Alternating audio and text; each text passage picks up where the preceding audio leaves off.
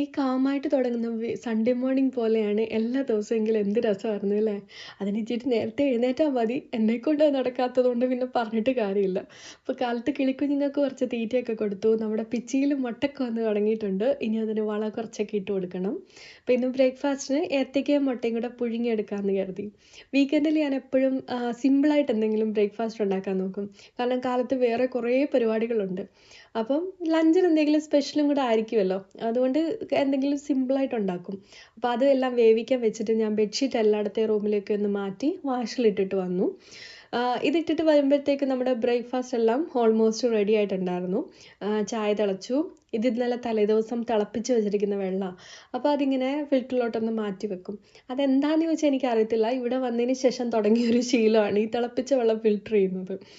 പിങ്കിക്ക് വലിയ പ്രിയമില്ലാത്ത ബ്രേക്ക്ഫാസ്റ്റാണ് ഇന്നത്തേത്. ഏത്തയ്ക്ക പുഴുങ്ങിയത് ഒട്ടും ഇഷ്ടമല്ല. മുട്ട പുഴുങ്ങിയത് അത്രയും കൂടി ഇഷ്ടമല്ല.